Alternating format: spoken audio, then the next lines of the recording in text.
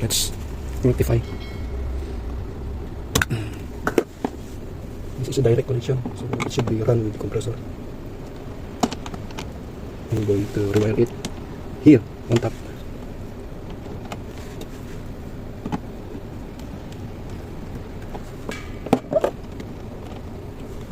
There, it's now corrected. Insert na natin. Okay, siya nga pala, bago natin power up. It's been corrected now. Here, I just want to make a brief explanation here. For example, we are in a freezer, so the temperature ranges from 0 to -20. So we go to -20, just turning this. Okay, -20. For example, our this is the lowest and the highest is, let's say, -17. So 20 minus 17 is 3. So here the differential, we're going to set that to 3. This is 4 and the minimum, so 3 should be over here. So this is the differential. It will cut in again at 3 degrees Celsius. -20, it will cut off. Okay, so ganyan lang pagsiset nyo guys ha. For example, yung lowest set point nyo is -16, gawin yung 4. Yan, kasi 20 minus 16 is 4. So yun ang differential, yung 4. Ganun lang yun. So once again, we're going to power on. Power on. Power on. Okay, nagsisa na ng delay signal. Ito, power on lang nito para gumana yung timer natin. Pag hindi nyo in-on ito, hindi yan iikot, hindi siya magdi-defrost.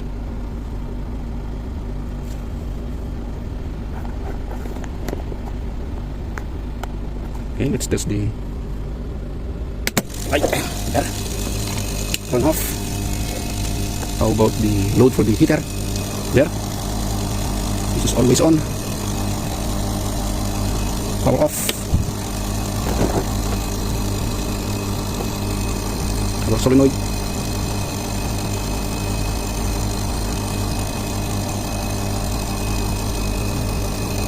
Off. Power off. So ayan siya guys, na-set natin siya. Kapag yung ating timer, ito kasi yung timer na to para sa defrost lang ito. So yung nilubog natin, dun siya mamamatay yung ating thermostat. Yan ang principle niya, mamamatay yan kahit hindi niya pa-achieve yung temperature. So dapat yung thermostat na yan, yung sensor na ito, pupunta yan dun sa loob. So together with this, ito, ilagay nyo lang na nakikita ng customer ito. At magkasama yan, yung sensor niya nito, saka yan magkasama. Yan, yan ang purpose dito ha. Ito, switch natin. Pag pinatay mo to, gagana pa rin yung compressor mo kasi supply lang ito ng timer natin. Para gumana yung timer, ang magkakat pa rin ng power, if ever na-reach na yung temperature, yung thermostat natin, yun ang magkakat ng power. So kung may tanong, magtanong na lang mga idol. Mahaba na yung video natin. Let's say trip, tingnan natin mag-trip. Test, yun, nag-trip. Umilaw yung ating trip button. Guys, we're going to wire this analog thermostat together with the Legrand timer and this analog temperature display. Assuming that this digital control is defective and you are on site without a replacement, but you have with you these 3 components I mentioned earlier, and we're going to wire para kapag na-encounter nyo, alam nyo kung anong ginagawa nyo mga idol. Dahil makaka-encounter at makaka-encounter pa kayo ng mga lumang cold room. So para hindi kayo nahirapan, stay tuned at iwawiring natin siya. I will make it easier for you step by step para hindi kayo mahirapan. So ito, hindi na pump down operation ito ha. Ang unang gagawin natin, itong ating cooling. Ito yung ating cooling. Ito yung magkakat kapag na-reach na yung temperature na isinet natin. So freezer setting pa rin tayo dahil meron tayong defrost. So ang gagawin ko, yung blue na yan, yung pumasok na yan, yan yung line 3 natin sa Dixel. Yan yung output ng ating line compressor.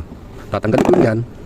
Yan, tatanggalin ko lang yan at ipapalit ko ang isang linya ng ating analog thermostat. I'm going to wire the 1 wire of the thermostat. We are now in digital worlds, but once you are in the field, you may encounter an old unit. So here's what to do just in case your digital is defective.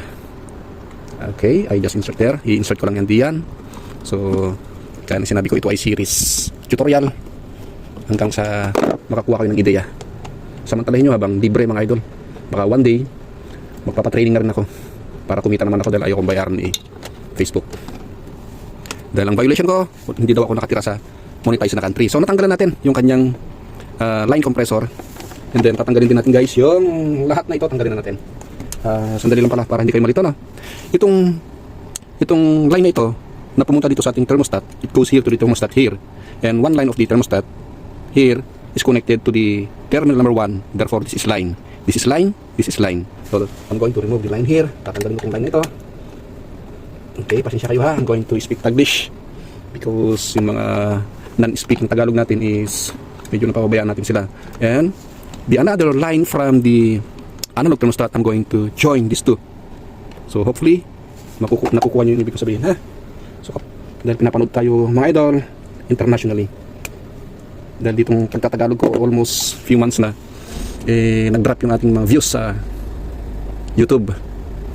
So I will try my best to speak the international language para sa pakinabangan ng lahat. So sipain ko na lang kagad yung mga nagreklamo ba't daw ako nag-English. I'm going to kick out easily those bashers who doesn't know or understand English. My English is terrible, grammatically wrong. I often encountered I misspelled it. There, it's being connected guys. Now the only problem we encountered here is this one, the defrost and the evaporator fan. And we have a load here. This is the load for our defrost heater, and this is the load for our evaporator fan. And using this analog, we don't have a controlling device for the evaporator fan. Therefore, we're going to wire that evaporator fan together with the compressor. And my evaporator fan is this terminal number 2 here. And the wire is here. For the output relay of control is the defrost. We have a problem. I forgot to wire this Legrand timer. We have a line compressor here. The number 12 is the line compressor. So before we go to the defrost, I'm going to rectify first the wire I made here. Terminal number 12 is normally closed, normally open. Terminal number 14, and line 11 together with the U2. U1 is my neutral. So we're going to remove first the digital control. So I don't need this now. So what ito yung tinatanggal ko is line ito guys, ha? Line, and then neutral. So tanggal na ha. I completely remove the Dixon. Let's say this is defective temporarily. If you have with you this component and this component and this component, you will run the walk-in freezer. Okay, so we need a little bit rewiring here because we need to insert the fan supply here. So here's how to correct this guys. So i-correct natin ha. Hindi ko kasi nakita na meron ito. I'm going to remove this one here. Tatanggalin ko lang ito. And then I'm going to wire this here. Since this is supply, this line here is came from thermostat. This will be our line compressor here. Of the line of the high pressure switch, go to this here. I'm going to remove one of the line here, and I'm going to insert here. As simple as that. This line here connected here, and this is the line. Okay, pumunta yan dyan, yan ang line nya. Kaya ina-advise ko na panoorin yung mga unang videos ko guys, otherwise hindi kayo makaka-relate sa mga sinasabi ko dito. And then last but not the least, yung ating coil ng ating defrost. So this defrost here will going to connect to the terminal number 4 of the Legrand timer. As simple as that. And then this is my neutral for the rocker switch, and this is my neutral. I'm going to insert that here and plug in here. So yeah, connected na mga idol. Supply of the Legrand timer line compressor goes to the thermostat, and another line of the thermostat goes to this time delay, and it's being supplied the evaporator fan. So it's all done. And if you want a digital monitoring temperature, you can use this. Just put a line here and a sensor. You can plug in here and you have ito monitoring, or just simply use this analog temperature monitoring. There, it's being done, and we're going to power that up. There.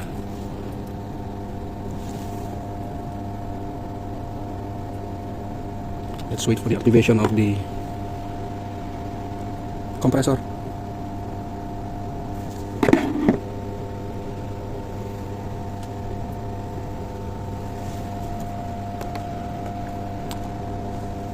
Okay, we have a mistake here.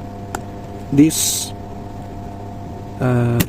line for the compressor should be installed here, not at the bottom. Okay, it should be installed here. So we're going to rectify that one.